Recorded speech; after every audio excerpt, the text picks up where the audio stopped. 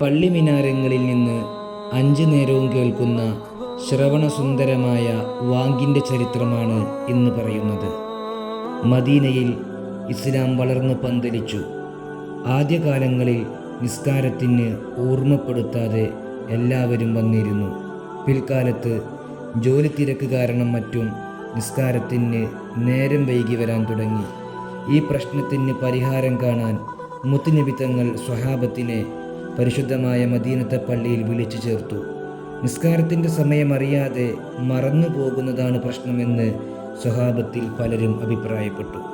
നിസ്കാരത്തിൻ്റെ സമയമായാൽ പള്ളിയിലേക്ക് വിളിക്കാനും ഓർമ്മപ്പെടുത്താനും പലരും പല മാർഗങ്ങളും പറഞ്ഞു.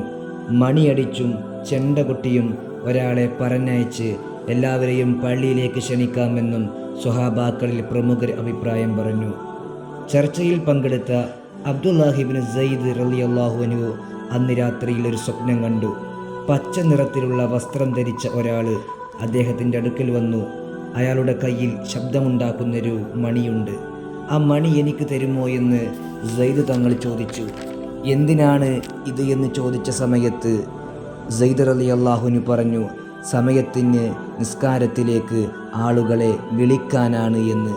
ഞാൻ നിങ്ങൾക്ക് ഇതിനേക്കാൾ ഉത്തമമായൊരു മാർഗം പറഞ്ഞു തരാമെന്ന് ആ പച്ച വസ്ത്രധാരി പറഞ്ഞു. എന്നിട്ട് അദ്ദേഹം പറഞ്ഞു കൊടുത്തു, അല്ലാഹു അക്ബർ അല്ലാഹു അക്ബർ എന്ന പരിശുദ്ധമായ വാങ്കിൻ്റെ വചനങ്ങൾ. പിറ്റേ ദിവസം രാവിലെ അബ്ദുല്ലാഹിബ്നു സയ്യിദ് തങ്ങൾ താൻ ഇന്നലെ കണ്ട സ്വപ്നത്തെക്കുറിച്ച് റസൂലിനോട് പങ്കുവച്ചു. അത്ഭുതമെന്ന് പറയട്ടെ, ഇതേ സ്വപ്നം സ്വഹാബികളിലെ പല പ്രമുഖരും കണ്ടിരുന്നു. അവരും റസൂലിനോട് തങ്ങളുടെ സ്വപ്നത്തെക്കുറിച്ച് പറഞ്ഞു. അങ്ങനെ എല്ലാവരും ഒരേ സ്വപ്നം കണ്ടതിൻ്റെ അടിസ്ഥാനത്തിലാണ് ഇന്ന് കാണുന്ന രൂപത്തിലുള്ള ബാങ്ക് നിലവിൽ വന്നത്.